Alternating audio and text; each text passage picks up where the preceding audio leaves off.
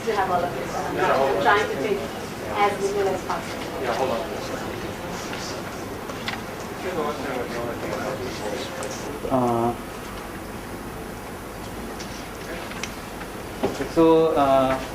So the outline of my talk will be like I will again give some introduction to large deviation functions and cumulance generating functions.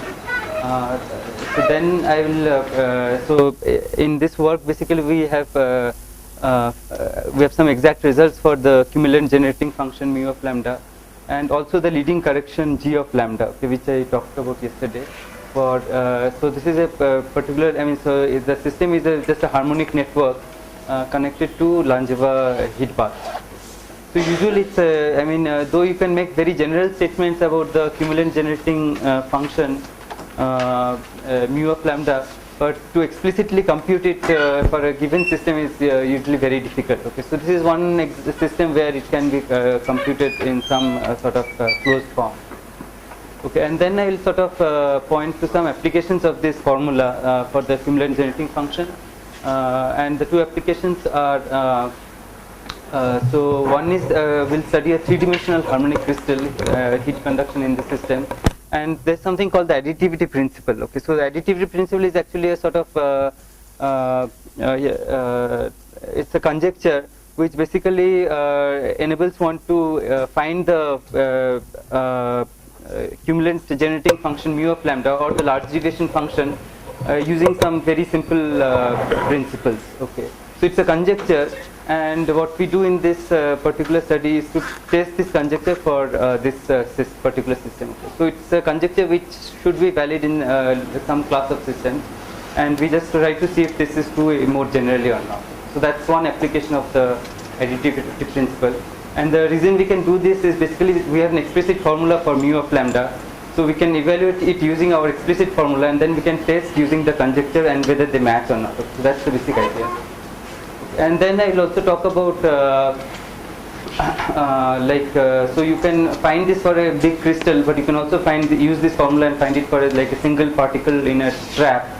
You can estimate both mu of lambda and g of lambda, and you can explicitly find the large deviation function. So for this particular example of a single oscillator in a let's say a trap or something, I mean there are experiments which have actually measured the large deviation function. And you can compare the results with experimental results. So using our this formula for mu of lambda and g of lambda. So this is actually work mostly done by Sanjeev, and I'll just state some of his results. Okay, so and then I'll sort of discuss again fluctuation theorems. I mean how it connects to like the transient fluctuation theorem. So in some cases, actually, from the transient fluctuations, you can make statements on the steady state fluctuation theorems, and I think there will be a lot of time to discuss that at the end. So again, let me. I think yesterday there were a lot of questions about large deviations and functions and what exactly. I mean, it may not be clear to people who are listening this for the first time. So I'll give a simple example and try to explain what large deviation functions are about. So these are just random walks. Okay, so I mean this is the best example to really understand in a simple framework what exactly one means by large deviation. Okay, so consider the n-step random walk. So any realization of the path is so every time it takes a step to the left with some probability 1 minus p, and to the right with probability p. So on a given realization of the process, you will follow some path x1, x2, n. So these are the positions of the random walker at different time steps. So the time is here basically n. Okay, so for and each step, sorry,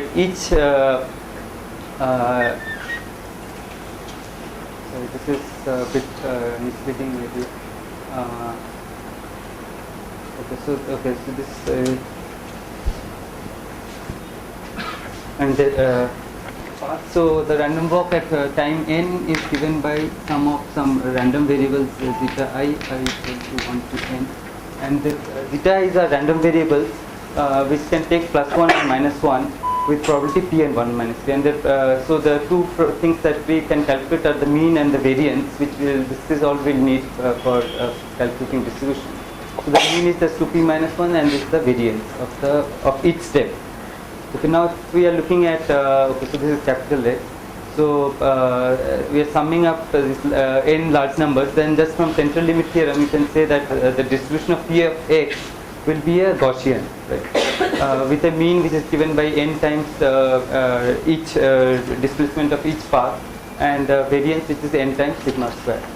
So now this result is correct if we are looking at deviations of x about the mean which are of order root n. Okay, so that means we are looking at small deviations about the mean. Okay, so the mean is n times average x, and we are looking at order root n fluctuations around the mean value. Then this Gaussian result is accurate. But if we are talking of large deviations, so this random walk, I mean, in a given realization, it can so if it's on a lattice, it can go up to in n steps.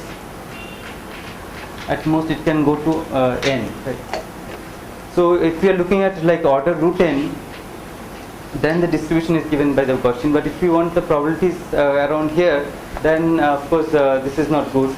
And then what you can show is that the distribution of p of x has this general form. So it has this scaling form, and you can quickly see that this of course satisfies this scaling form. So if you divide by n square and multiply by n, then this satisfies this scaling form. Okay, but this is a more general scaling form, and h of x is the large deviation function in this case. Okay, so so again you can define for the random walk various other. So you can define the cumulative genetic. Yeah. Are you going to derive that, or is derive this? Yeah. Is it sort of supposed to be obvious? I mean, because I'm just summing n random numbers, I can okay, so maybe from the cumulative generating function, so if there are independent variables, then it's just e to the power. So supposing I look at the distribution of this, and so this is a cumulative generating function. So this will be, if they're independent variables, so it's just e to the power lambda.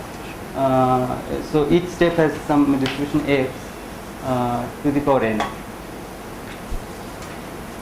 Right. So I mean, so this will be some function of lambda, and I can just exponentiate it, and I'll get so this will be to the power some let's say g of lambda times n.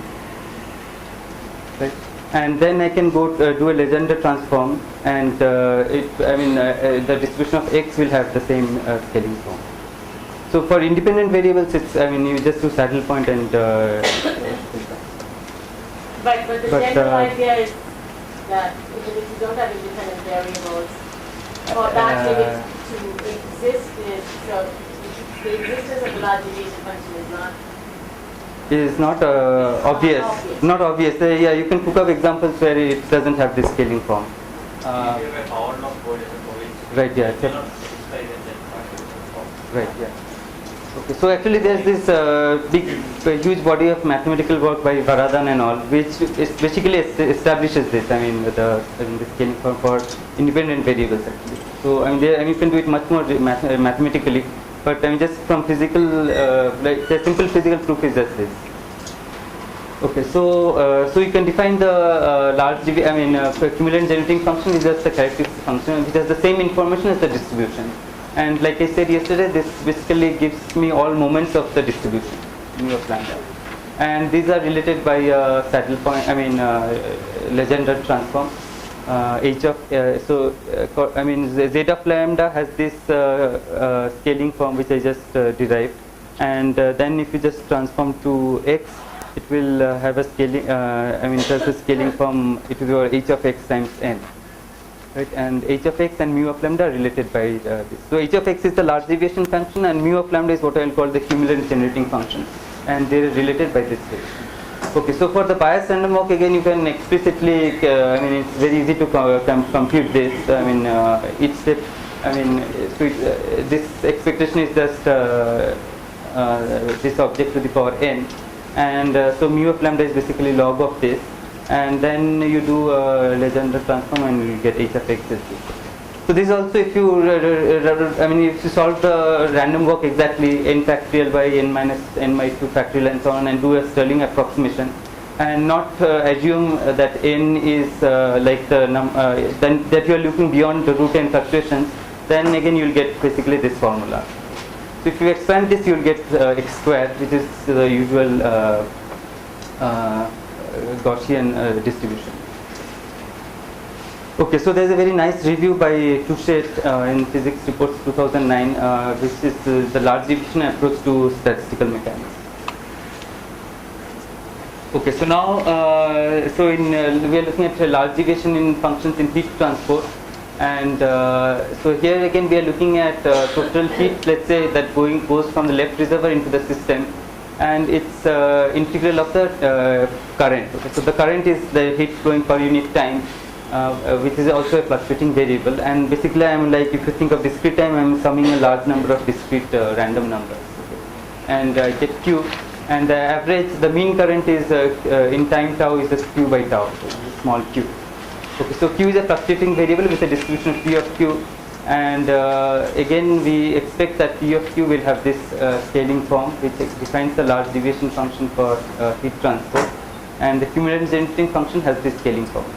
So it will be for mu of lambda times tau, that's the leading behavior, large term time.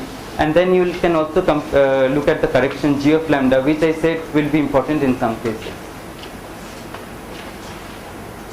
Okay, so I'll point out that depending on g of lambda, sometimes it's true that you can't do the Legendre transform, and this relation is no longer valid.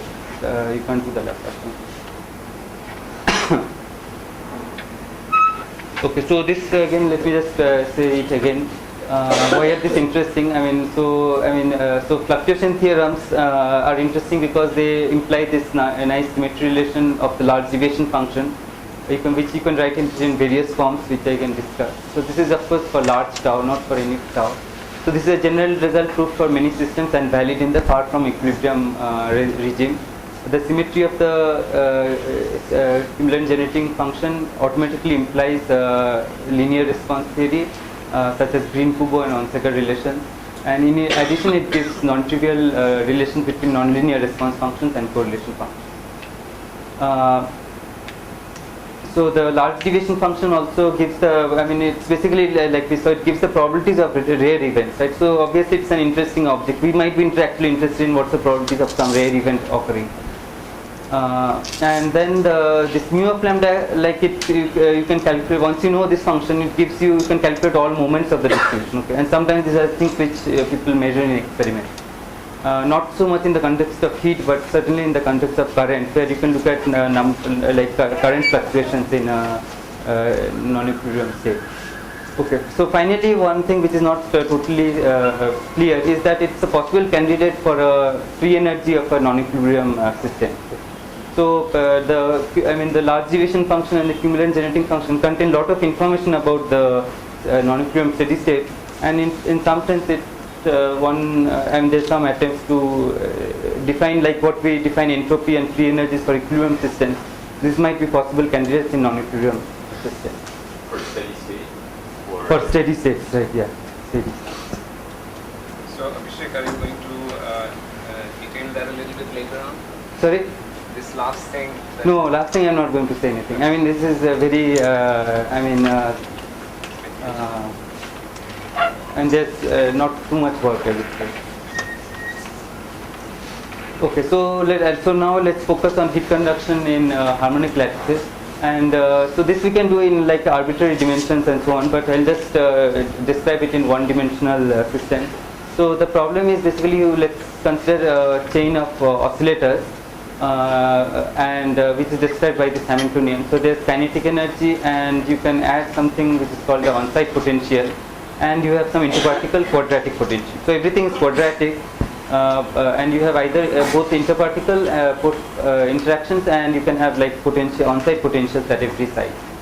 Okay, so so inside the bulk of the system, it just satisfies the normal Newton's equations. And at the boundary particles are connected to heat baths, which means that I add this dissipative and noise terms at the two ends, and they have different strengths. So at the left end, the noise strength is given by TL, and at the right end, the noise strength is proportional to the right end temperature. So these are the equations of motion. Boundary terms have heat paths, and bulk terms are just Newton's equations. Okay, so I can the whole Hamiltonian of the system is just a quadratic, and I can write the equations in some matrix form, right? So x dot equal to z, so it's just x is some column vector with all the positions of the particle, and v is the velocity vector, and I can just write it in sort of matrix form. So here phi is the force matrix. So in this case it will just be a diagonal matrix with diagonal elements and off diagonal elements.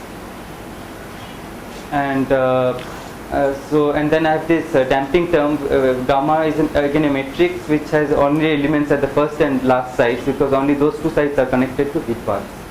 And similarly, eta L is a vector which has only first and last elements. Eta L is a vector with only the first element non-zero, and eta R is a vector with only the last element non-zero. Okay, so now, so let me just first talk about the simple.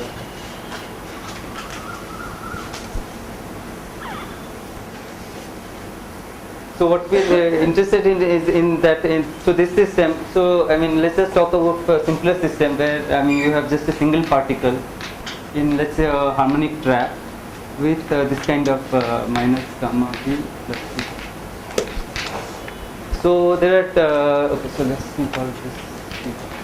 Okay, so there are two ways to solve this system. So one is you can write a Fokker-Planck equation for this system, right? So this is what I wrote yesterday. So there is a probability distribution in xpt. So you can write a Fokker-Planck equation, and then you can. So if there's this is just with one bath, right? So with one bath you can do. So one bath, what you can show is that the steady state is just equilibrium steady state. So you can show that L. P equilibrium is actually equal to 0. So that means del P del T equal to 0. So the steady state is just the equilibrium state. Okay. So and you can also actually show that if you start from any arbitrary initial state, it will always the distribution will evolve under this equation to the equilibrium state. So here you're just talking about no current flowing. No current flow, right? Yeah. Right. Yeah. So then once you know the steady state, if you're interested in like what's the so some of the things you might be interested in, what's the average displacement of the particle, and you can show that this is just kBt by k, because that's just the equilibrium distribution and so on. So if you know the equilibrium distribution, you can compute all these things in the steady state. In this case, the steady state is just equilibrium distribution, right? So p square is just kBt by m. Let's put m equal to 1. Okay, so this is one way of solving it. Write the Fokker-Planck equation and find the steady state, and in the steady state you can find various expectations. Right? The second way to solve it is to just, this is a linear equation, right? So you can just take Fourier transforms, and so that's a much easier way. So you can so this, let's write this as x double dot, and if you take a Fourier transform in time.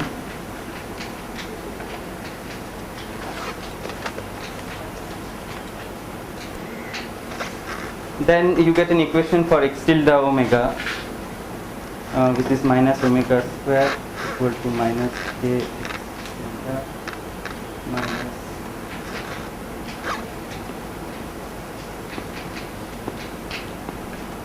Okay, so this is the equation for the Fourier components x tilde. So therefore you can find the x tilde component. So x tilde is just given by g of omega times eta tilde omega. Where g is, sorry, I shouldn't write somewhere here. Okay, so this is the solution of x tilde omega, where g is just 1 over so let's see, minus omega square plus k plus I gamma.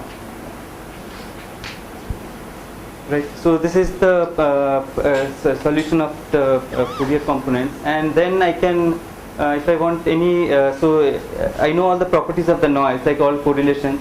So if I want to find, let's say, x square average, then I can just take average over so d omega prime, and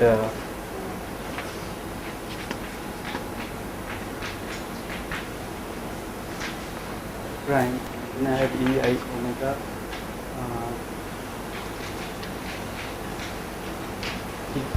And then I plug in this solution, and basically I'll use the property that eta omega prime is delta omega plus omega prime, which follows from the fact that the noise is delta correlated. So I'll get some answer which is basically d omega, maybe g mod square omega,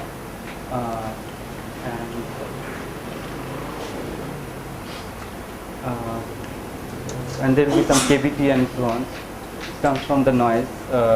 Okay, so that's basically the result. And knowing this, I can just plug in this and do the integral, and again I'll get, so finally if I do all this, I'll get kbt by k. Okay, so there are these two ways to solve it. Okay, so in this, if you look at this solution, so one thing you notice is that it's a solution in the steady. So this solution is good if you are only interested in steady state properties. Okay, because nowhere I'm putting in the initial conditions. Like I've forgotten what the initial. I mean, this is a second order equation. Of course, its solution in principle should have the initial conditions, but that's something that's not there in this solution, right? Because it doesn't matter, because the final steady state properties are independent of initial conditions. So that's you assume time translation is there. Right, yeah, and also like I could have put in the initial conditions, but they just decay to 0. Okay, so right, and then there's automatically some time translation invariance. So there are these two ways of solving like a standard Langevin equation with noise and dissipation. Okay, so either I can write the equation for the probability distribution and find the steady state, and then look at steady state properties, or I can just directly solve the Langevin equations, because in this case they are linear equations. So now our problem is slightly more complicated. There are two heat baths. Sorry, do you need to use the retarded contour, or you don't? I mean, you have to have a whole prescription to say that G is a retarded Green's function, or that is not necessary? No, here I mean it's automatically the retarded Green's function. I mean, like there's I omega gamma. Yeah, there's already and this is finite gamma, right? So you won't have any problems with yes. Okay, so right. Okay, so now our problem, like I said, is you have two heat baths, but you can pretty much do all of this, right? So you can write the Fokker-Planck equation, but now the steady state is not pre-equilibrium. Okay, so we have two heat baths, so it doesn't go to either e to the power minus beta h, beta lh, or it doesn't go to e to the power minus beta rh. If you put both temperatures equal, it will go to the equilibrium distribution. But since the temperatures are different, in general, it's a very hard problem to find the steady state distribution. Okay, so but for okay, so now let's look at the heat conduction problem. So first of all, we know, because it's everything is linear, so the steady state distribution is going to be a Gaussian distribution. Okay, so I mean,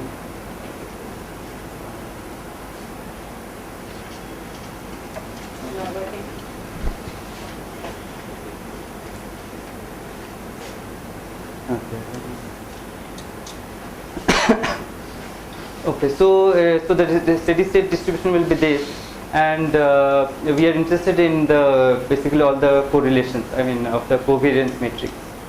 Okay, so like I said, there are two ways. So for the heat conduction problem, the steady state for an ordered harmonic chain was exactly solved by these people in 1967. So you can actually find the steady state completely explicitly, and so in this case, at least you know the full steady state distribution, and you know all the correlations also.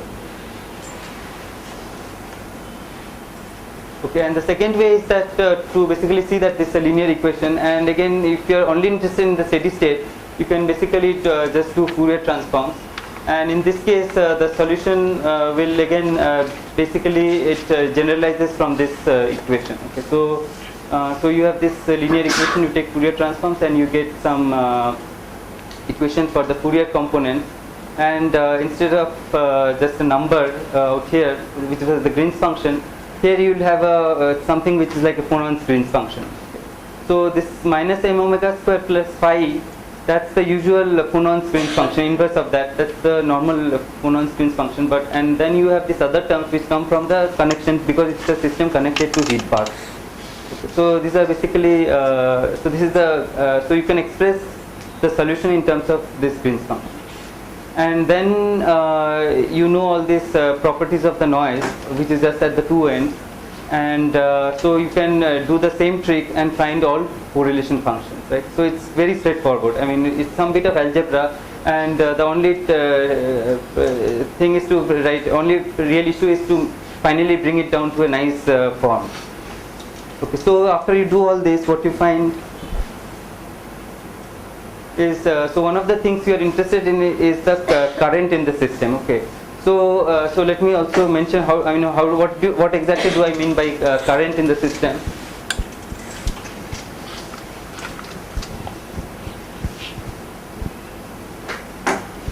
Okay, so I have this Hamiltonian and for the harmonic chain, and I can write it as a sum of local energies. So I can kind of write it as sum of some local energy variables at each side.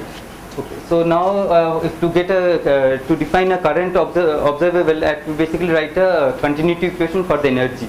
Okay. So I take these local energies and try to write an equation like this.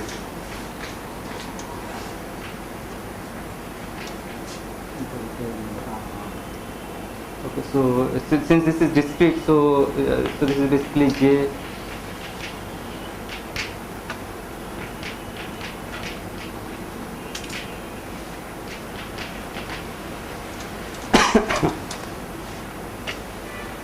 Okay, so one can, if one just takes the explicit form of Hi and takes a time derivative, one can see that you can write it in this form, and this basically defines your current operator between I and ith bond, I plus 1 particle. So you have an explicit form for the current operator, and if you look at what it looks like, it basically looks like on the between I and ith particle, it looks like the force of on the ith particle due to the I minus 1 particle times the velocity of ith particle. Okay, so that's as a simple physical interpretation. It's just the rate at which your neighbor is doing work on you. That's the heat flow. Okay, so this is an operator telling you what is the current Ji. Okay, and for the harmonic case, I mean since force is just a linear function, so for I and I minus 1 is just something like minus k xi minus xi minus 1 into Vi. So if you want to find the average current, you just need to find correlations of like 2-point correlations in the steady state, right? So therefore, I mean the current is just a 2-point. Local current is just correlations. So if you know the correlations, you know the current in the system. Okay, so basically you can evaluate this expectation using the same things I did for the single oscillator, and in the end you get a really nice formula. So okay, so the formula you get is something which is called Landauer formula. So this also you can do for electrons. You get almost it's almost the same principle. So the formula looks like this. So you have Kb times temperature difference between the two baths. So and this is the only place where temperature comes. Okay, so this is a linear system. So the current is strictly proportional to delta T. And then you have this integral, which is basically a sum over all frequencies and something which is like a transmission coefficient. So basically you have these two heat baths, and you have your harmonic chain, and you are sending in heat at all frequencies, right? And so you have to look at how efficiently phonons at a given frequency transmit, and you integrate over all frequencies. Okay, and this transmission coefficient is basically given in terms of the Green's function that I defined earlier. Okay, so this is the phonon transmission. So basically, given whatever your mass matrix and your force matrix, you can calculate this gain function, and then you have to do this integral, which you can't always do. But like for an ordered harmonic chain, you can actually do this exactly, and you can recover the results of Ryder, Leib, and Lebois. Okay, so this formula was first. So right now I just discussed one kind of box, which are the Langevin white noise box. Okay, but another way to model box is, which I think you did in the tutorial yesterday, is to model it as a collection of oscillators. Right. So that's a more general model. And if you integrate out the degrees of the oscillator, what you get at the end is a generalized Langevin equation. I guess that's what they did, right? Okay, so you can also use that model. Got that far. Sorry? I don't know if they got that far. That's what you got, right? It wasn't exactly the Langevin equation, it was generalized Langevin equation, which has memory, it's not delta correlated. So you can do so even for that model, because it's linear equations, you can also like solve the equations and everything, and you get the same formula. And the only difference is like when I wrote the Green's function. Okay, so so this Green's function is it's easy to remember. So for a single particle, I had minus m omega square plus the spring constant minus plus I gamma omega. So this is just the mass metric, and if you have a not a single particle but a chain, then this just becomes a matrix, this becomes the force matrix, and this becomes the dissipation matrix. Okay. And if you have white noise, it's gamma omega. If you have some other noise, like correlated noise, then this gets replaced by some some function which occurs in the whatever dissipation kernel you wrote. So that's the only change. Otherwise, this formula remains the same. Okay, so there are these old papers by Kasher-Leboitz who treated delta white noise, and Rubin and Greer in another paper on heat transport treated a different path. So their path itself was a collection of 1D chain of oscillators, and they again obtained like a similar formula. And in this paper, what we did is that we showed that it's you can do it for arbitrary paths, and you can so this like the Kasher and Leboitz Rubin and Greer results are some like special cases of this general formalism. Okay, so this second approach that I'm talking about is really useful because first of all, the formula has a nice physical interpretation, right? You can really think of phonons going through the system with some transmission and so on. And then the steady state solving for the steady state distribution, you can only do it for some very special cases, like if you have a disordered system, like with masses are random, let's say, and you can't find the steady state. Okay. But you can still use this formula to get lots of like it's numerically you can do a lot of things with this formula. So so that way also it's a much more powerful result. Then you can also generalize this to quantum systems, and that's also straightforward, and that has been done in some of these papers, again using the quantum Langevin equation approach.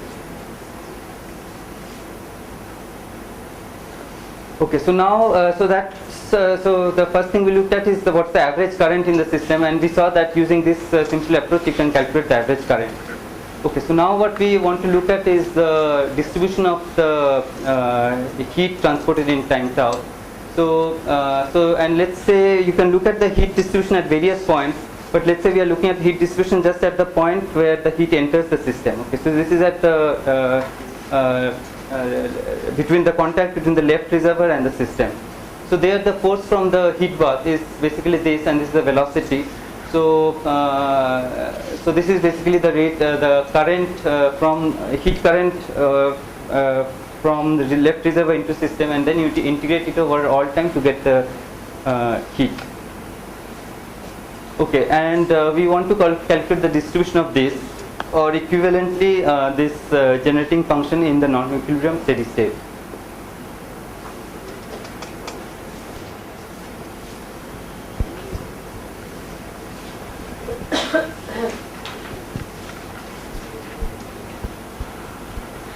Okay, so so like I said yesterday,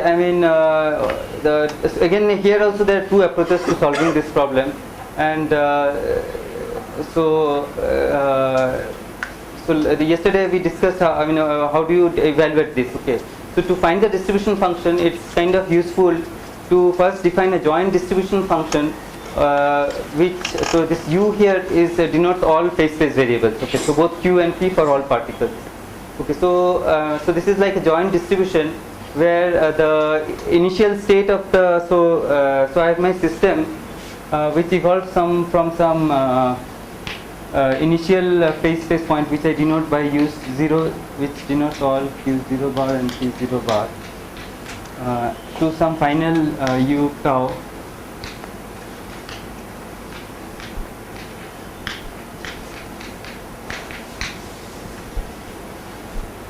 Okay, so here what I do is using the Fokker-Planck equation I can find what's P of Q tau P tau at time t, right? So this is something I can find, but we want the it's useful to define the joint distribution of so this I called, I think yesterday I called it Q of the so I can't call it Q because Q is the heat, right? So let's call it just prop. Okay, so yesterday I had work here, but today we'll work with heat. So we want to find the joint. I mean, so it's easier to write an equation of motion for this quantity, which is the joint distribution that at the end of time tau, the heat absorbed is Q, and the final point is this, and I can also specify the initial points. And then what we looked at is the joint. I mean, sort of we changed this to lambda by taking a finding. Yeah. What's the T over there? Sorry. What is the T? The probability. T is time. So actually this is tau. Let me call it time T, because in the Fokker-Planck I just use T. So let's call it T. So T is my time now, or maybe tau. Because here I am using a tau. So sorry, tau. So here I'll call tau. So at the end of time tau, I ask what the joint distribution of this one. At every institution you go through the same part. No, I mean this I'm thinking like only the initial and final points are fixed, and I sum over all possible trajectories between them. Which with the restriction that heat is also exactly Q. So every path has the same Q. Every path, I sum over all paths which have the same Q, right? Yeah. Yeah, but that's not. Sometimes you'll be able to go down with different Qs, right? Right. Yeah. But I restrict my when I sum over all paths, I restrict to the paths which give a fixed Q, right? Yeah. Okay. So. Okay. So and here I also restrict the initial point to be u0. Okay, so I sum over all paths starting from u0 with final point u tau, and okay, now the restriction over q is once I look at this generating function with q replaced by lambda, I am also summing over all q, right? So that's I don't have to restrict put any restrictions on q because it's just summed over q. Okay, so now our final interest is in, of course, we want to integrate out both u0 and u tau, and u0 is chosen from the steady state distribution. Okay, so we integrate out this. You take this z, put a weight on u0, which is chosen from the steady state distribution, and sum over all u and initial and final state. So that will give our final. So this is what we are finally interested in. Okay, so again to find this quantity there are two possible approaches. One is what I discussed yesterday. You write this modified master equation for z and then solve it for this particular initial condition. Okay. And so you will find that at large times it's dominated by the largest eigenvalue of this operator L lambda, and this part actually also basically gives you g of lambda. So you can get both mu of lambda and g of lambda once you find this largest eigenvalue and the corresponding left and right eigenvectors. Is the master equation also Fokker-Planck equation? For L lambda, right? So L lambda will have, I mean, so typically L lambda has the original operator plus some extra terms. So like yesterday I wrote the, I mean for work, so for work it was very easy because work is like just a drift. So there it was just minus lambda del x del t. Right. For heat, so the way to derive this, I mean what's the operator corresponding to L lambda is basically, so if you wanted to derive L, then you look at the equations of motion, right? Q dot equal to something and P dot equal to some force plus the path term. And now you can imagine that you can write an equation for q dot also. Okay, right? Q dot is just minus gamma v plus eta. Okay, and you write an equation, Fokker-Planck equation for these three variables. Okay, so this is times v. V is p by m. Okay, so you just extend your variables and you can write a joint distribution for these three quantities. So that will give. So for heat, it's more slightly tricky because it involves eta times p by m. So since noise is there and it's kind of multiplicative, it's more tricky. Okay. So, but you can do it and you can get the correct Fokker-Planck equation. Will you get a statistic distribution for L lambda? L of lambda. You'll basically given L of lambda, you can find the full spectrum, right? At large times it won't reach a steady state, right? Because heat keeps increasing. So if you didn't have Q, then the largest eigenvalue would be 0 actually, because that's the steady state. And okay, so yeah, so one thing is that if you put lambda equal to 0 here, epsilon naught 0 is equal to 0. Okay, so given this, if you can solve the Fokker-Planck operator, then you can find both the large deviation function, which is just the largest eigenvalue, and also the correction, which will be this integral. So you have to find the largest eigenvalue and the corresponding eigenfunction. Okay, so this approach is obviously very difficult. To solve the Fokker-Planck equation, even without this Q term itself is difficult. Because there are two parts at different temperatures. So in general you can't do this. The only example I know where you can do this exactly is the problem of just a single particle coupled to two baths, okay, with no potential. So there you can actually map it to some like a harmonic oscillator problem, and you can explicitly solve it. But that's the, I think, only problem where you can solve. But in this case it turns out you can use the other approach of using just writing the equations of motion. So this is basically the approach that we use. Okay, so but here one thing is that we are interested in the steady state, but we want to look at the heat absorbed in a finite time tau, right? And eventually we want to take tau to infinity. Okay, so it turns out that if you just do Fourier transform, then some information is lost. Okay, because in this case.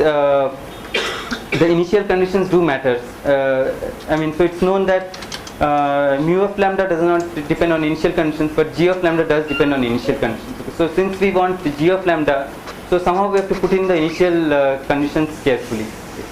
So therefore, so what we did is basically try to solve this problem by, so if you have a finite time tau, then instead of doing Fourier transforms, you just solve the problem by discrete Fourier transform, and so your omega n is just 2 pi n by tau, and you can write all this noise and properties in for these discrete frequencies. Okay, so now again you can solve and plug in this in this equation, and you'll get some. So these are again linear equations. But now the solution involves the old solution in terms of the Green's function times noise, but also you can put in the initial conditions, okay, and in fact also the final. So you want a restriction that the initial state and the final state are fixed, and you can actually put in all that in the solution. Would your initial state and final state have to be fixed between discrete Fourier transform?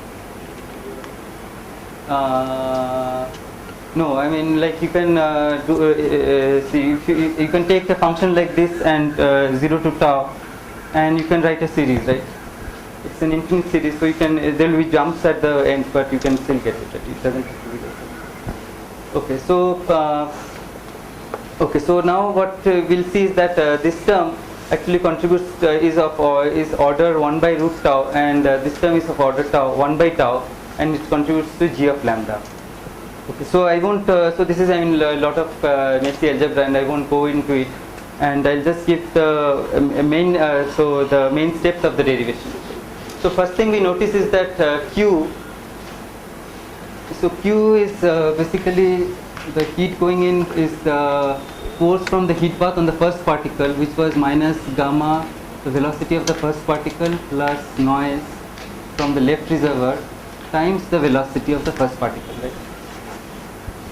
Okay, so now the velocity itself, after we did this Fourier transform, is a linear function of the noise and the initial condition, right? So this is a linear function of noise and initial condition. This is this is a. So therefore, Q is a quadratic in all the noises. Okay. So therefore, it's clear that, and finally, we want to average over a noise which has a Gaussian distribution. So this is something which can be done, right? Because it's basically Gaussian integral. Okay, so so then basically you write this as expressed in terms of the noise variables and the coordinates u and u naught, and you do this Gaussian integrations over noise, and you can basically find. So I won't go through the details, but at the end you find explicit formulas for mu of lambda and also the eigenstates. Okay, and then of course we know we can find z immediately. So I'll just state what the final forms for mu of lambda are. So mu of lambda, you can actually again write it in terms of the space-time transmission coefficient, which was used to express the current. Okay. So the formula for mu of lambda looks something like this.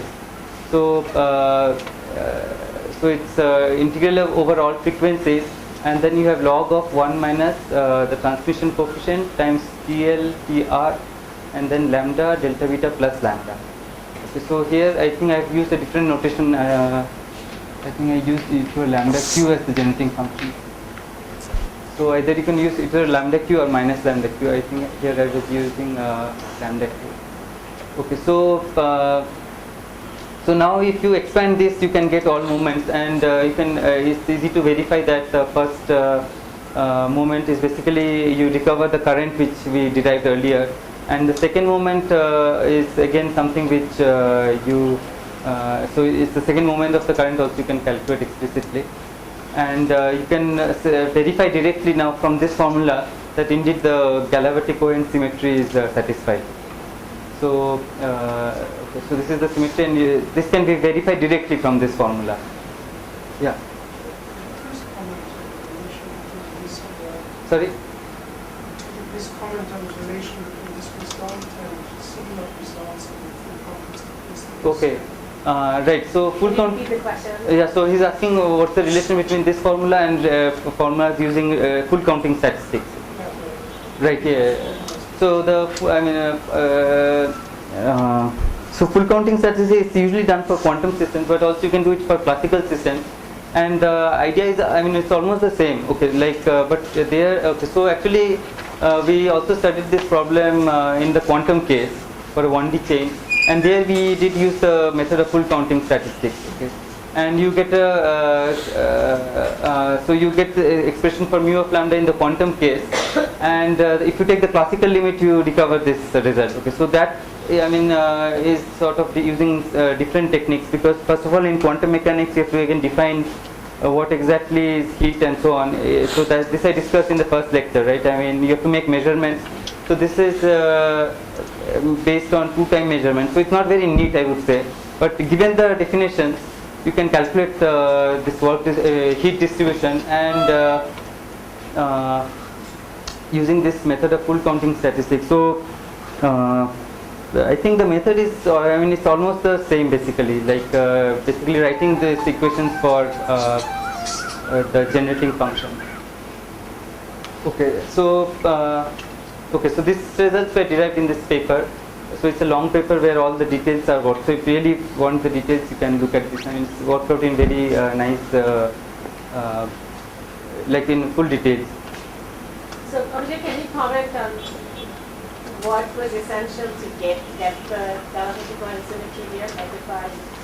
What was okay? So this maybe I'll come at the end. Okay, like okay, what was essential? Okay, right? Yeah, maybe I'll come at the end at what I think is one of the important ingredients of getting this relation.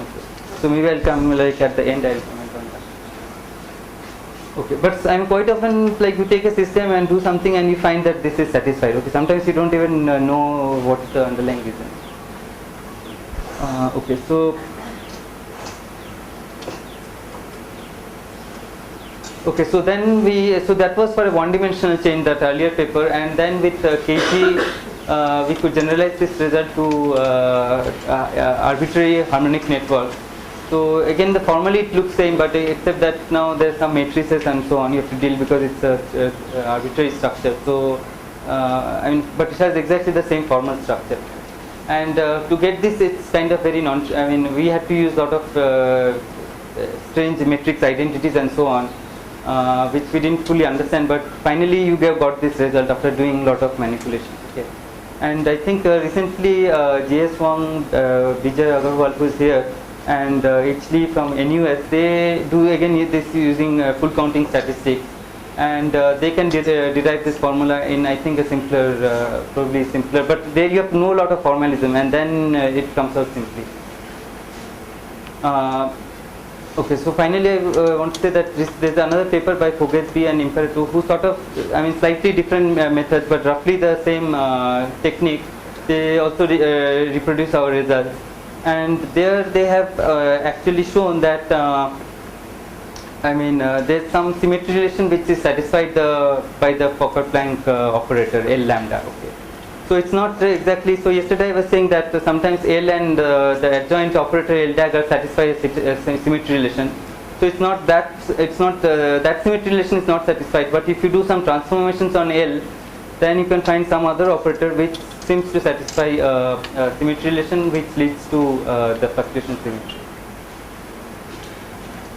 Okay, so this I must say I have not fully understood their calculation, and so this is I'm not sure it's completely general. Okay, so so I'll come back to this question of the fluctuation symmetry at the end again. But now let's see what use we can do with this formula that we have derived for the for the cumulative generating function. So I'll give two examples. Like I said, one is to test the additivity principle. So okay, so the additivity principle is a conjecture originally stated for one-dimensional diffusive systems, which allows us to determine the large deviation function and cumulative generating function for current from a variational approach. Okay. So like I said, for most systems it's extremely hard to calculate these things. Okay. So but this conjecture is kind of very simple principle which is kind of variational approach which lets you compute this function. Okay. So what is the conjecture? So basically it says that supposing I look at the probability of transmitted heat during time tau between these two reservoirs. So this is a system of size n, and I have these two reservoirs. Okay. So like I said, the distribution has this scaling form. Right.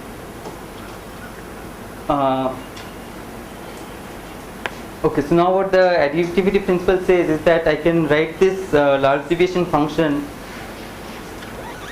as I break this up into two arbitrary parts, and I can find the large deviation function for this part and this part, and supposing I add this, so I have an arbitrary temperature here, right? So I have left temperature, right temperature, and this temperature could be some arbitrary intermediate temperature.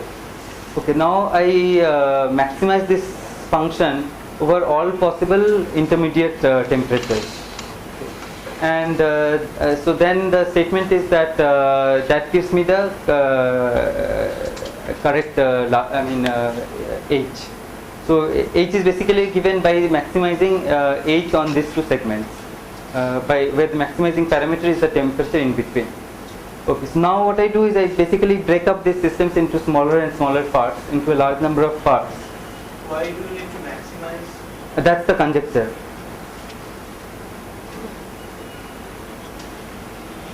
Okay, so then you do this for, you break it up into lots of parts, and then you maximize over all the intermediate temperatures.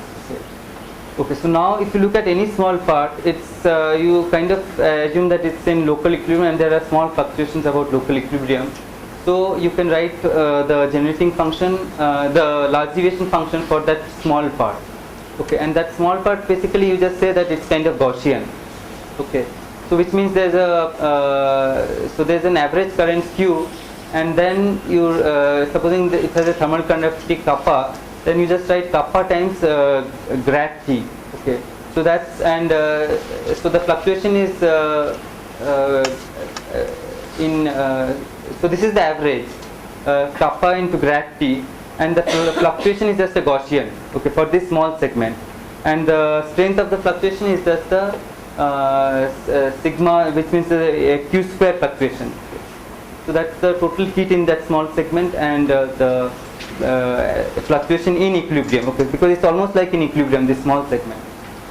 Okay, so now you take this, so now you have this form of H, and you have a sum over all the segments, and you can go to the continuum limit, and you will basically get some functional, and so where there's a parameter temperature. So temperature is a variational parameter, and you have a functional, and you have to minimize this functional with respect to this variational field. Right. Okay. So this is so this is basically the statement of the additivity principle, and you can So small pieces you assume are in equilibrium. are in close to equilibrium, right? Yeah. Exactly. There's a small current, and you just make it assume Gaussian fluctuations for those small segments. Abhishek, so just like in the derivation of path integrals. Sorry. Just like in the derivation of path integrals, where you encounter similar things.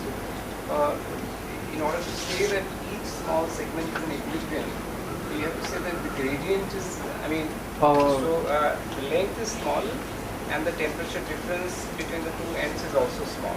Right, yeah. So, which way you say that the gradient? So you have to say something about.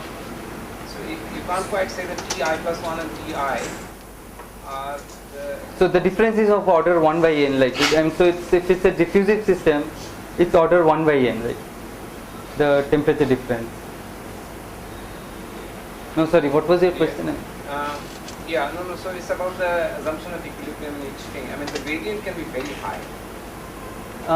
No, but if I'm looking, if I've broken it apart into like a very small segments, then I expect a smooth temperature here, right? So, you're saying the gradient itself can be, but if it's... Because I'm allowing arbitrary...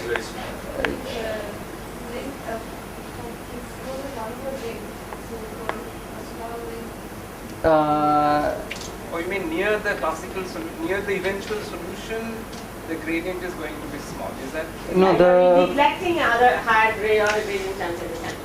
So there is no del square. Right. Yeah. So it's like doing a gradient. Yeah. I mean, you are just looking at the the linear order. Right. But you're worried about the fluctuations. I mean, the variable field itself I could make very large. I'm worried about the possible strong gradient, which like in the usual discussion of path integrals between Hamilton. So this is like that system.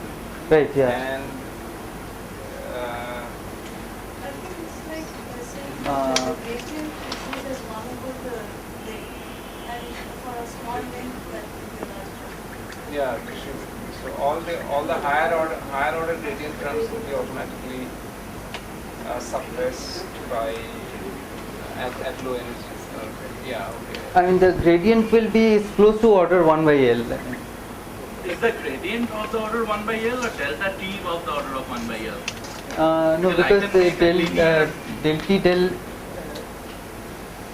is like if I had to fix the temperatures at the two ends, it's kind of like del TL minus TR by L, right? So the gradient itself is the order 1 by L. I mean, TL and TR, the two ends are and the temperatures are fixed at the ends. Right? So assuming a smooth. Right, yeah. I mean, it need not be smooth, it could be arbitrary, but it's roughly order 1 by L. Isn't that true, as Gautam said, in the classical path, that if you do a sample point approximation, No, the classical path will come out from this. It's a pretty Yeah, small gradient. right, yeah. Yeah. I mean, Yeah, so there is some kind of semi-classical approximation, I think, going on here. no, right now there's no, I mean, like after this I'm finding the classical path, of course, in some sense. But till then I'm finding, I mean, it's, yeah. No, but the gradient being estimated as you have just estimated on the blackboard, that could be true only for, solutions which are near the classical. Okay, that I'm not sure. I mean, Very offshell, I very, could very go. Sorry, yeah. It's like No, I crossing could, down a Landau theory where I supposing just this keep the is gradient term. my I don't keep breadth optimal unless path, I need but to. so if this is my optimal path, I could imagine some path like this, which is far from the optimal path, Exactly. and I could still have small gradients, right? It's more like I would like it's more like iterating everything. Yeah, you. You're so far.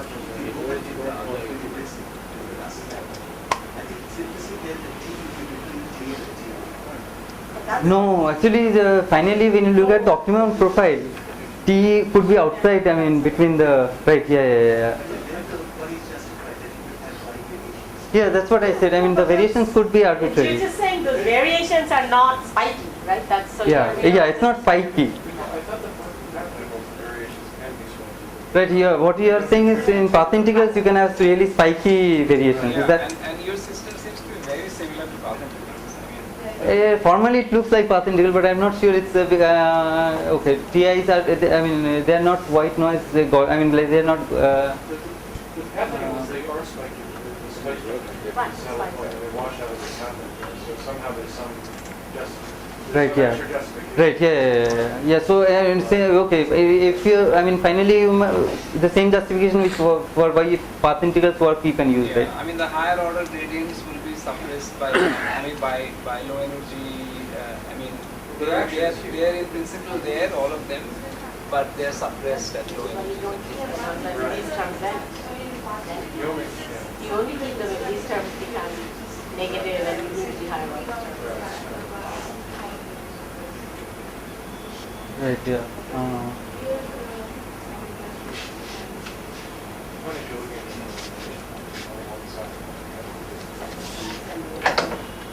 Okay. Yeah. So I'm not. Worried about introducing it this way is that although you invoke T as a parameter and so that the connectivity or whatever depends on that, at the end of the day when you look back at the system, it's not in local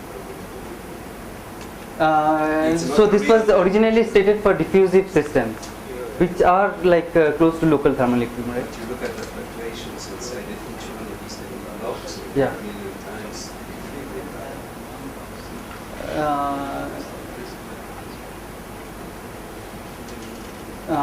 Okay, so anyway, it's a conjecture. You're saying Right? because it's small?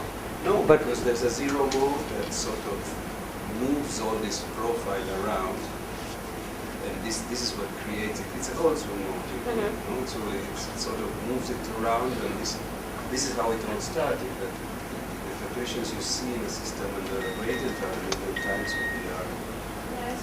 No, but if you look at a really small segment, this I don't. I mean, if you look at, I mean, so these are systems where local equilibrium is kind of valid, right? Like if you look at diffusive systems, it's, I mean, pretty much in local equilibrium. So, yeah, I think, yeah, I don't see why it's not a good approximation to say that the fluctuations are Gaussian about the mean.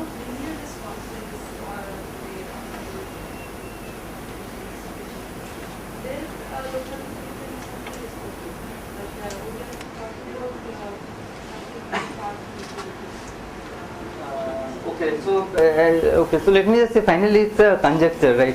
I mean, okay, the additivity principle was a conjecture, and then, okay, so it's a phenomenological approach, let's say. Right? But as you'll see, it sometimes works, I mean, amazingly. Like you can, what you get from this, and so what's great in this thing really is that finally, if you know the conductivity of the system and the fluctuations sigma t, then you can actually compute the full large deviation function. Okay. And for your case, you can compare it to your actually. Right, that's what we do.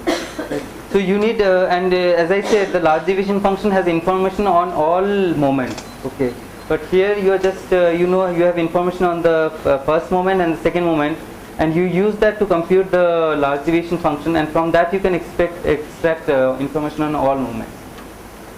So, okay, so finally you can solve this system. I mean, like you can do the variational thing, and you get like formally at least the expressions for the large deviation function is some set of equations like this, which basically so the bottom line is that if you know the sigma t, so sigma t is just this. So it's basically if you look at total fluctuations of charge in equilibrium right now.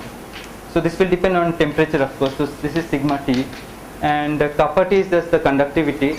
So if you know these two quantities, then you can actually compute this large deviation function. So the sigma t and kappa t are only parameters that come in this formula.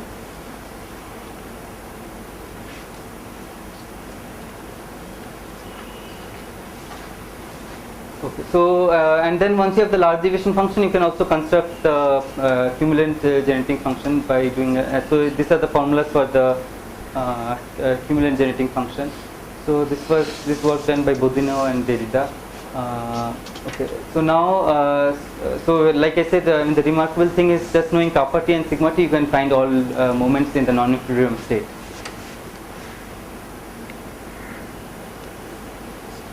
Okay, and like kappa t and sigma t are calculated in equilibrium. right, yeah, and actually like I discussed yesterday, kappa t and sigma t are related by the Kubo formula, right?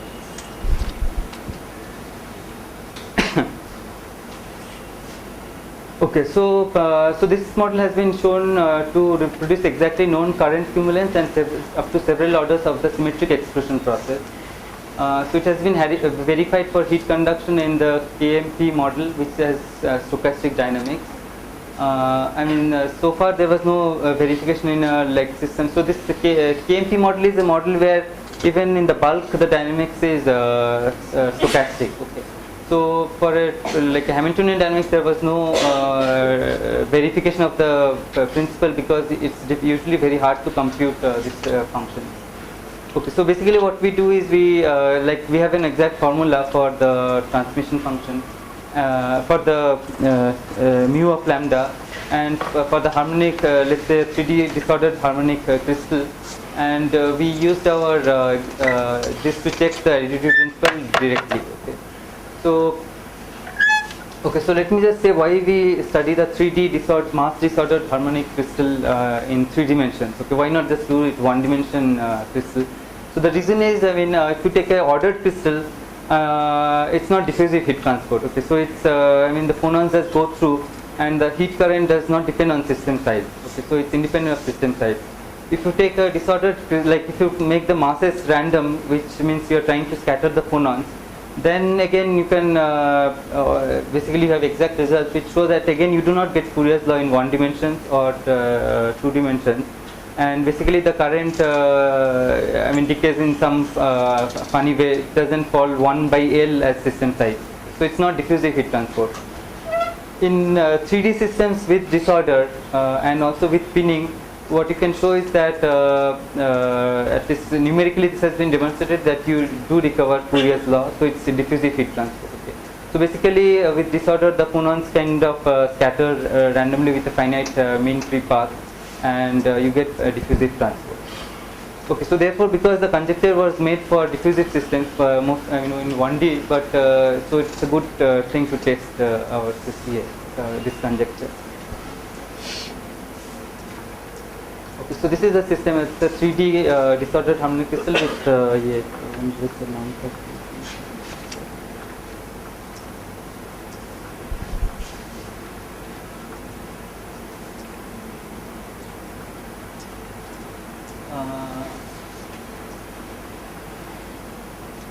okay, so we so this is the 3D crystal, and we have heat baths on these two surfaces. So all points on this surface are at temperature T1, and all points on this surface are at temperature T2. Okay, so like I said, for this in 3D you can show that the current goes as 1 by N, and you get a finite conductivity. Okay, so I won't go through this.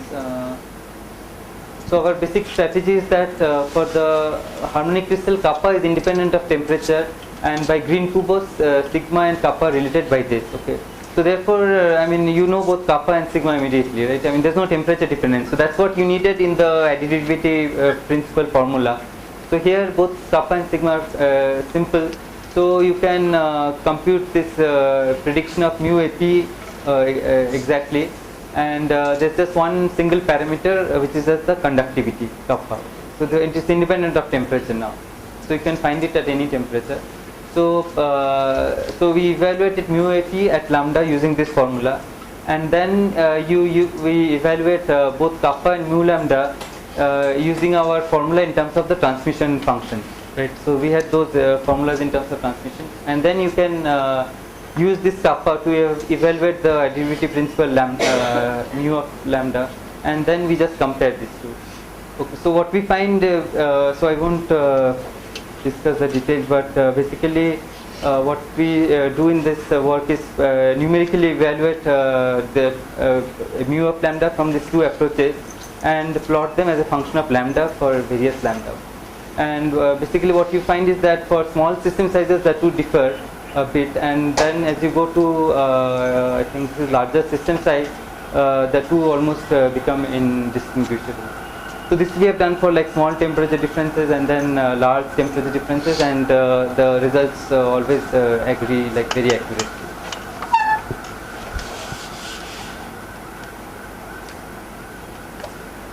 Okay, so the conclusions are that the additivity principle seems to be very accurate for the disordered 3D harmonic crystal, both for the diffusive system.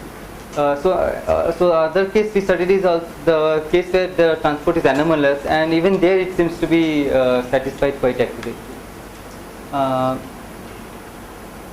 Okay, so this has various implications which I won't go into.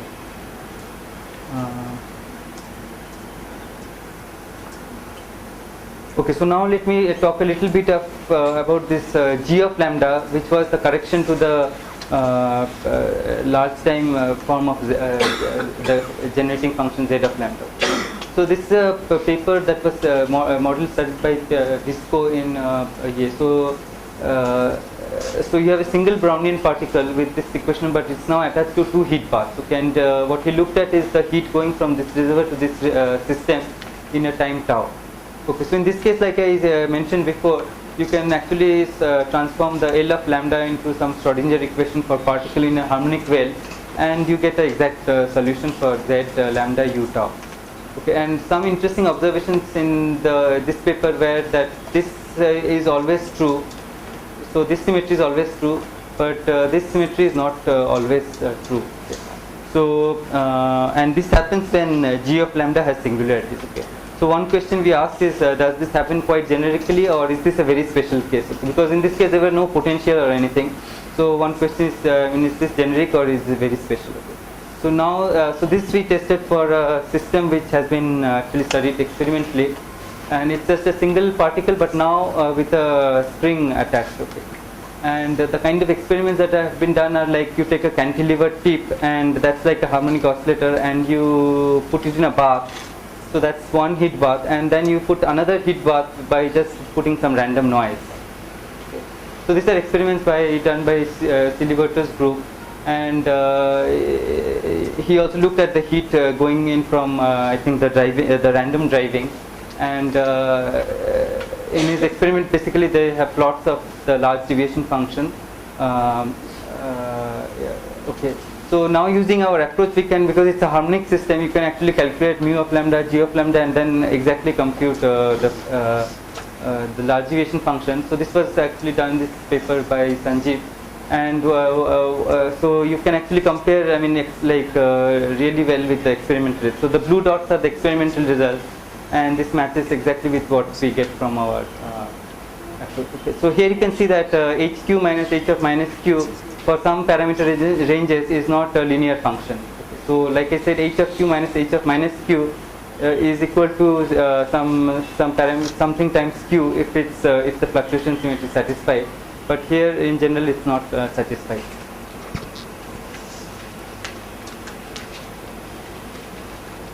Okay, so I think I've maybe. Okay, so this was the comment I made yesterday, and let me just say why I mean something in this context, which is which says something about when, I mean, why in some systems fluctuation theorem seems to be not satisfied sometimes.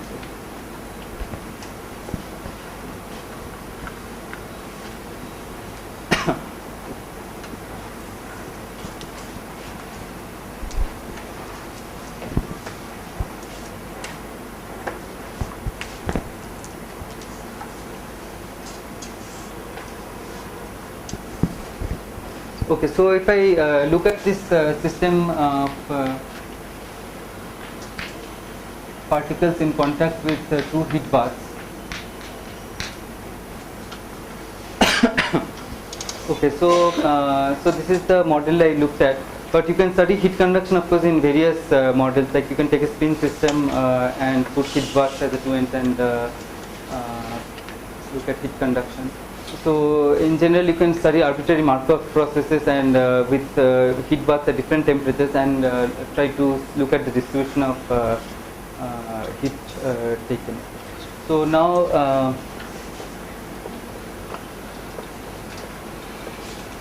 Okay, so one sort of very general approach is which I think Udo will discuss in much more detail, is to so basically so for my set of Langevin equations, which for this particle I had so this was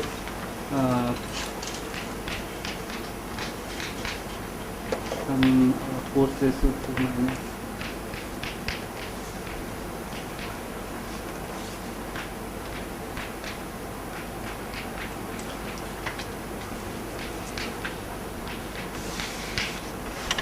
Okay, so this is my set of equations of motion, and we look at like trajectories which start from some time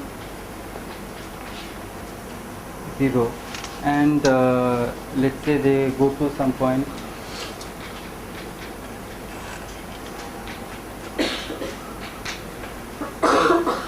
tau. Okay, so in a given time tau, if I start from some point in phase sprint, this evolves to some point q tau p tau in time tau under this dynamic. Okay, and so I can ask what is the heat absorbed on this path, right? And then I can look at the time reverse trajectory. So so by time reverse means I just said I look at the trajectory given by q prime bar at time t is equal to q bar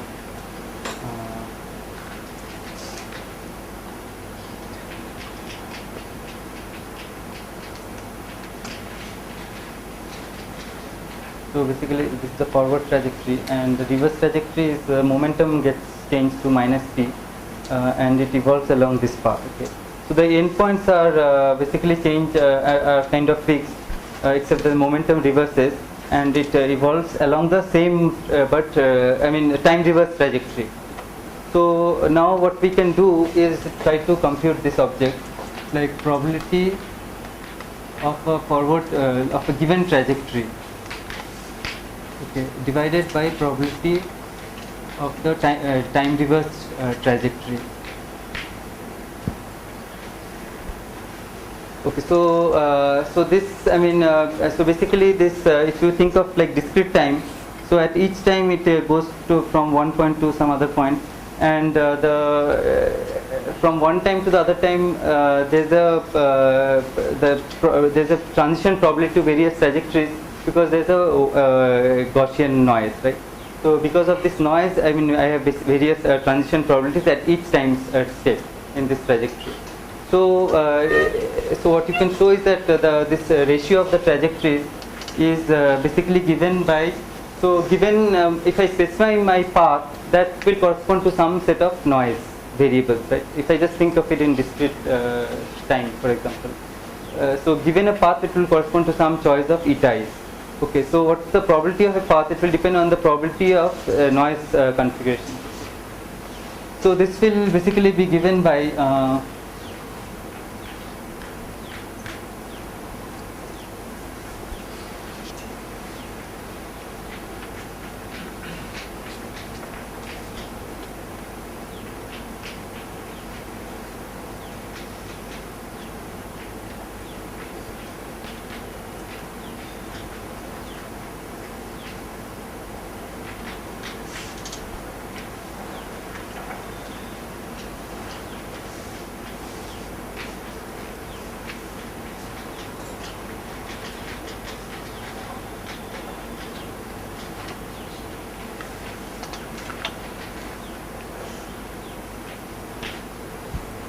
Okay, so this is the probability of a particular realization of the noise, and this is the probability of the backward realization of noise.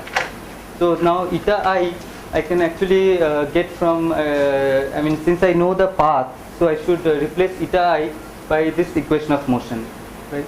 So I can substitute, so I can basically put eta I equal to pi dot plus del h del qi plus gamma I by n.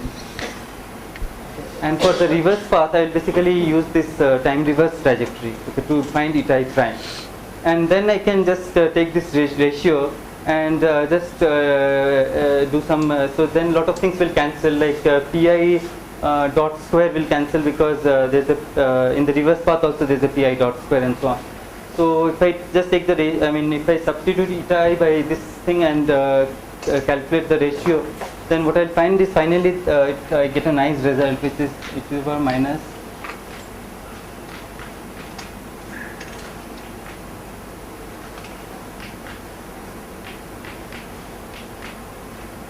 okay, so it's basically the total heat, I mean, so there are lots of different baths at different temperatures, and from each bath I take in amount heat qi. Okay, so the probability of the forward path divided by reverse trajectory is basically exponential of the heat absorbed from the different baths divided by temperature. Okay, so this is, I mean, it looks very similar to the detailed balance principle, where I would just say the probability of going from, let's say, some configuration x to x prime divided by x prime to x is equal to e to the power minus beta difference of energy between these two states, right? So it looks very similar, except that this is defined for an entire path. Okay. Okay, so now given this object, so now what we can, so supposing we now look at the case where we have just two heat reservoirs. So, so in that case it becomes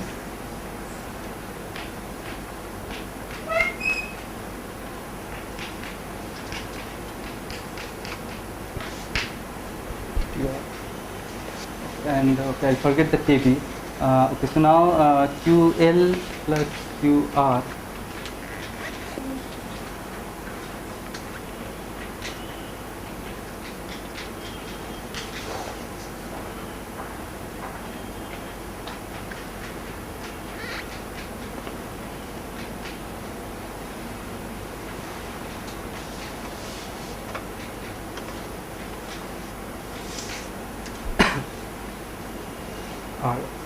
And what is QL plus QR? So QL plus QR. So QL is the heat going in from the left reservoir, and QR is the heat going from the right reservoir.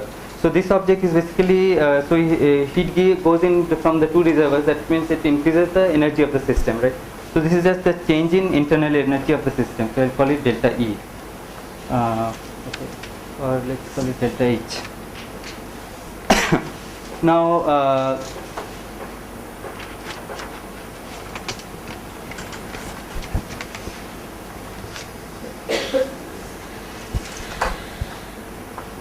Okay, so now what now if it's a system which has a finite phase space, finite means the maximum energy it can take is finite, then this object is bounded. Okay, so it will be, so if I look at QL plus QR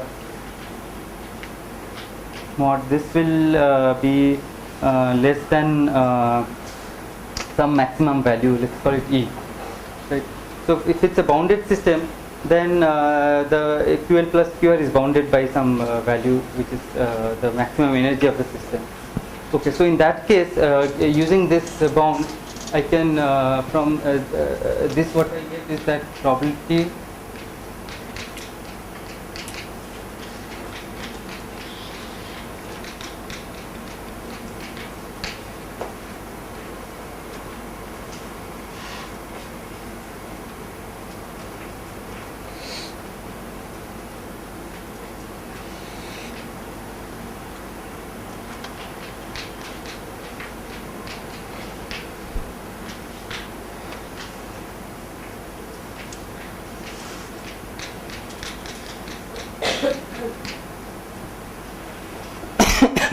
Okay, so this first of all I can prove, and then so what I am interested in is, let's say P of Q by P of minus Q.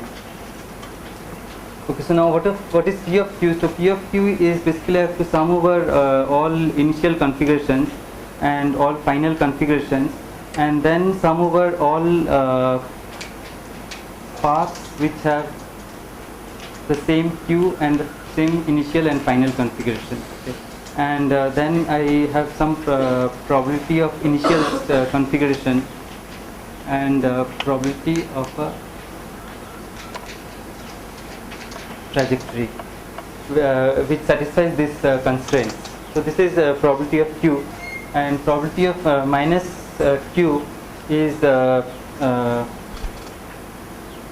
I again start from let's say the some final probability of final configuration and probability. So this is trajectory with Q, and this is probability of trajectory with minus Q. Okay, with the constraints, and so this is again Ci, Cf, and paths.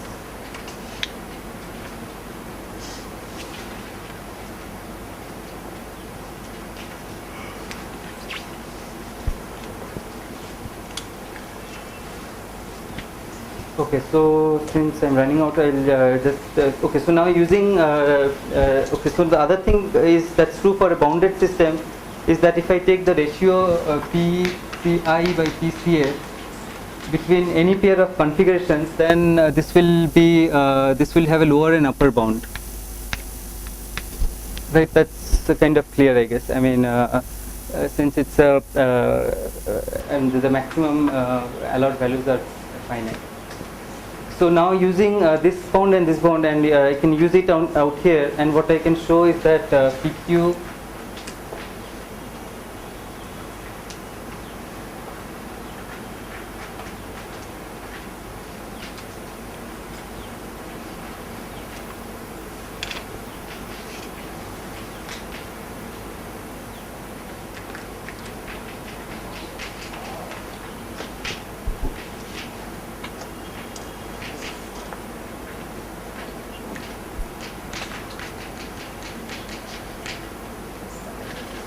okay, and now so this follows from these two statements and using this definition, and then I take the limit, so I can just take log and take the limit tau going to infinity. Okay, and so if I do that, since E is a finite number, then I basically get that limit tau going to infinity 1 by tau